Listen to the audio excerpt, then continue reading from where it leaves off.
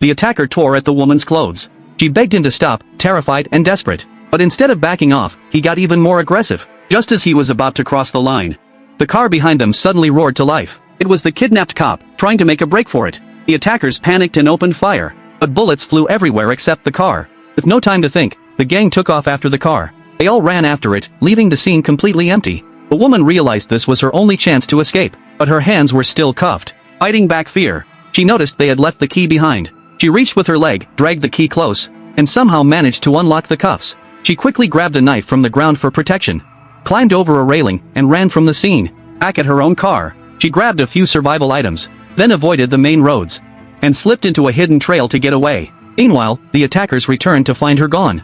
They were furious. They radioed their boss right away. His orders were simple: track her down, no witnesses. They soon spotted footprints leading away, which took them to a small hillside. But then they noticed something strange. There were 3 sets of footprints now. Turns out, the woman had created decoys to throw them off. The group had no choice but to split up. Before long, 2 of them spotted her trail. She was resting by a water tank, completely unaware that danger was closing in.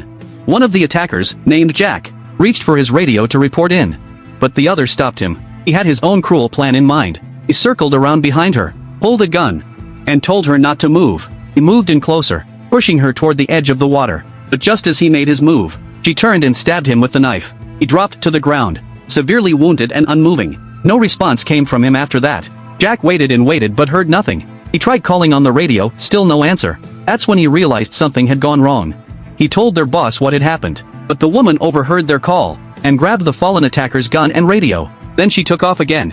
When Jack finally caught up, he found his partner on the ground, lifeless. Furious, he swore he'd get revenge. The woman made it to the base of the hill, but she knew she couldn't keep running forever. She had to fight back, so she climbed a rocky ledge and waited. As Jack came into view, she pushed a giant rock down from above. It hit him square in the head. He collapsed, thinking he was out cold. She jumped down from the rocks, but the moment she hit the ground, Jack sprang up and pinned her down hard.